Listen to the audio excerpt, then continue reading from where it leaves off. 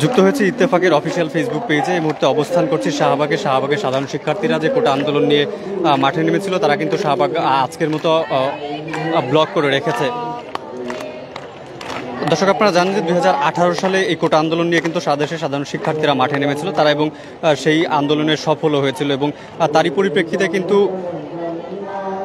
18 সালে কোটা বাতিল করা হয়েছিল। পরবর্তীতে গত 5 জুন কিন্তু হাইকোর্ট সেই রায় বাতিল করে নতুন করে কোটা পুনর্বহাল করে। সেই পুনর্বহালের দাবিতে নতুন করে আবারও কিন্তু সাধারণ শিক্ষার্থীরা মাঠে নামে, এবং তারই পরিপ্রেক্ষিতে গত বেশ কয়েকদিন যাবৎ কিন্তু তারা মাঠেই রয়েছে। এবং কিছুক্ষণ আগে কিন্তু কোটা নিয়ে হাইকোর্টের যেই রায় ছিল সেটা কিন্তু আসলে স্থগিত করা হয়েছে, অর্থাৎ সরকারি চাকরির প্রথম ও দ্বিতীয় শ্রেণীতে মুক্তিযোদ্ধা কোটা পদ্ধতি বাতিলের যে সিদ্ধান্ত সেটা কিন্তু আসলে অবৈধ ঘোষণা করে হাইকোর্টের দেওয়া রায়ের উপর স্থিতাবস্থা জারি করেছে আপিল বিভাগ। একই সঙ্গে আগামী 4 সপ্তাহ পর বিষয়টি পরবর্তী শুনানি করার জন্য নির্ধারণ করা হয়েছে। আজ বেলা 11টার আপিল বিভাগের শুনানি শেষে এ রায় দেন আদালত। এর আগে মঙ্গলবার আপিল বিভাগের চেম্বার বিচারপতি মোহাম্মদ আশফাকুল ইসলাম শুনানির জন্য আজকের দিন ধার্য করেন। শুধু এই মামলার শুনানির দিন ধার্যের জন্য চেম্বারের বিচারপতির আদালত বসেছিল। পরবর্তীতে ঢাকা বিশ্ববিদ্যালয়ের 2 শিক্ষার্থীও হাইকোর্টের রায় স্থগিত চেয়ে আবেদন করেন। ওই আবেদনের শুনানি একই সঙ্গে অনুষ্ঠিত হয়। আপনারা জানেন যে এর আগে গত 4 জুলাই সরকারি চাকরির পদ্ধতিতে প্রথম ও দ্বিতীয় শ্রেণীতে মুক্তিযোদ্ধা কোটা পদ্ধতি বাতিলের যে সিদ্ধান্ত অবৈধ ঘোষণা করে হাইকোর্টের দেওয়া রায় আপাতত বহাল রাখেন আপিল বিভাগ। সেদিন আপিল বিভাগের রায় স্থগিত চেয়ে রাষ্ট্রপক্ষের আবেদনের উপর শুনানি করেন, নট টুডে বলে আদেশ দেন। এদিকে আপিল বিভাগ রাষ্ট্রপক্ষকে বলেন আপাতত হাইকোর্টের রায় যেভাবে আছে সেভাবেই থাকুক। এদিকে রায় প্রকাশিত হলে আপনারা লিভ টু আপিল দায়ের করুন, আমরা শুনবো। এই সময় প্রধান বিচারপতি বলেন আন্দোলন হচ্ছে হোক, রাজপথের আন্দোলন করে কি হাইকোর্টের রায় পরিবর্তন করা যায়, এমনই প্রশ্ন কিন্তু আসলে তিনি ছুড়ে দেন। এদিকে আদালতে রাষ্ট্রপক্ষের শুনানি করেন attorney general AM Amin Uddin. রিটের পক্ষের আদালতে উপস্থিত ছিলেন জ্যেষ্ঠ আইনজীবী মোতাহার হোসেন সাজু।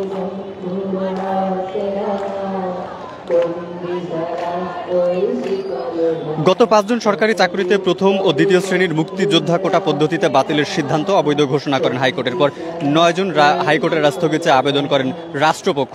ওই দিন এই আবেদন শুনানির জন্য আপিল বিভাগ পাঠিয়ে দেন চেম্বার আদালত।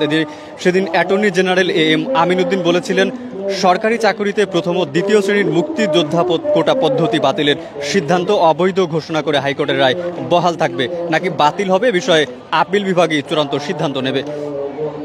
এদিকে সাধারণ শিক্ষার্থী কিন্তু তারা আসলে তাদের যে দাবি, তারা কিন্তু এক দফা দাবির জন্য অবস্থান করে রয়েছেন, এবং তারা যেমনটা বলছেন যে পরিপূর্ণ একটি সিদ্ধান্ত জানানোর পর তারা আসলে মাঠ থেকে রাজপথ থেকে ছেড়ে যাবেন।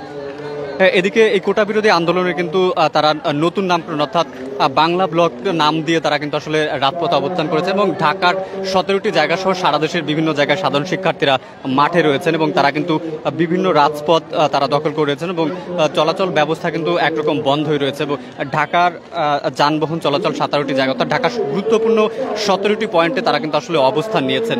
তার মধ্যে শাহবাগ রয়েছে, এবং এদিকে মৎস্য ভবন থেকে শুরু করে রেল যোগাযোগ কিন্তু আসলে বিভিন্ন জায়গায় বন্ধ করা হয়েছে, অর্থাৎ ঢাকার সাথে সারা দেশের রেল যোগাযোগ বন্ধ রয়েছে।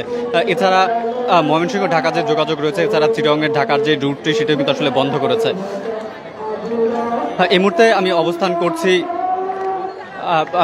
ঢাকার শাহবাগ, এবং ঢাকার শাহবাগ থেকে আপনাদের জানানোর চেষ্টা করছিলাম কোটা বিরোধী আন্দোলনের সর্বশেষ পরিস্থিতি।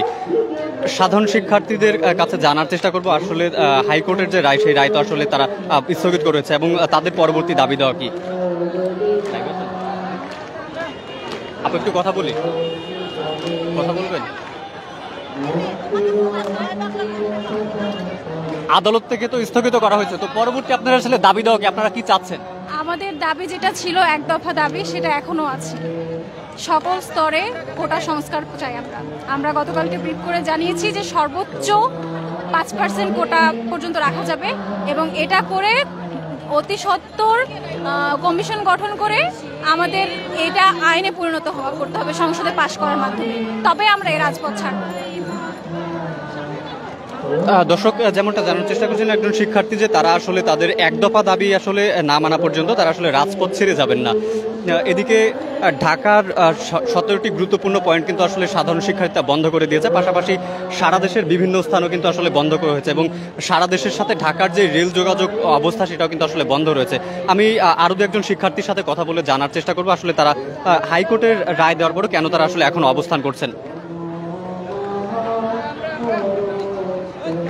রায়কোর্ট তো আসলে স্থগিত করেছে, তারপর আপনারা কেন অবস্থান করছেন?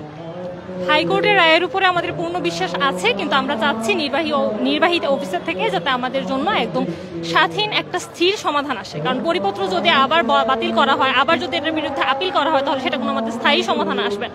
আমরা চাচ্ছি 5% যাতে কোটা থাকে, এবং ওটা ওনারা যেভাবে পারেন করে নিক, বাট আমাদের 5%-এর বেশি কোটা আমরা ছাত্র সমাজ মানব।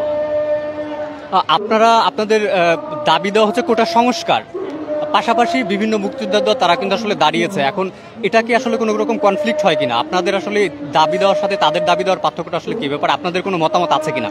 আমরা কোটা সংস্কার চাচ্ছি। আমরা চাচ্ছি যে পোষ্য কোটা থাকুক, পোষ্য কোটা না থাকুক, মুক্তিযোদ্ধা কোটা যাতে বাতিল হোক, বা থাকলেও যাতে সন্তানদের পর্যন্ত থাকে, নাতিপুতি পর্যন্ত যাতে না যায়। কারণ প্রতিবন্ধীদের জন্য, পিছিয়ে পড়া জনগোষ্ঠীর জন্য আসলেই কোটাটা দরকার।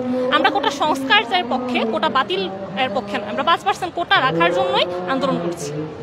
আপনারা যে 5% কোটার কথা বলেছেন, এই 5%-এর মধ্যে আসলে কাদেরকে সংযুক্ত করতে চাচ্ছেন? আমরা প্রতিবন্ধী কোটা, কারণ প্রতিবন্ধীরা আসলে আমাদের মূল জনগোষ্ঠী থেকে পিছিয়ে, সো আমাদের প্রতিবন্ধী কোটাটা আমরা রাখার পক্ষে। পাশাপাশি বিভিন্ন বন্যা দুর্গত অঞ্চল, দুর্যোগপ্রবণ এলাকার মানুষ যারা সারা জীবনী বা সারা পড়াশোনার জীবনী দুর্যোগের সাথে মোকাবিলা করছে, তারা অবশ্যই আমাদের মতন এরকম মানে সুযোগ সুবিধা সম্পন্ন নয়, সো তাদের জন্য কোটা রাখা যেতে পারে। কিন্তু মুক্তিযোদ্ধার কোটা নাতিপুতি পর্যন্ত যদি যায়, সেটা আমাদের কাছে সম্পূর্ণ অযৌক্তিক। আর পোষ্য কোটা তো আরো বেশি, কারণ রাজার ছেলে রাজা হবে আর কৃষকের ছেলে সারা জীবন কৃষকই থাকবে, সেটা কখনোই মেনে নেওয়া সম্ভব না। আমরা কোটার মধ্যে শুধু ওদেরকেই, এই সুবিধা বঞ্চিত জনগোষ্ঠীকে রাখতে চাচ্ছি, এটাই আমাদের দাবি। দর্শক, যেমনটা জানাচ্ছিলেন একজন শিক্ষার্থী, যে তারা আসলে এক দফা যে দাবি, সেই দাবি পূরণ না হওয়া পর্যন্ত তারা আসলে রাজপথে যাবেন না। পাশাপাশি তারা আসলে কোটা সংস্কারের দাবি করছেন। দর্শক, এই ছিল শাহবাগের সর্বশেষ পরিস্থিতি। পরবর্তী আপডেট নিয়ে আপনাদের সাথে আবার যুক্ত হব। সাথে থাকার জন্য ধন্যবাদ।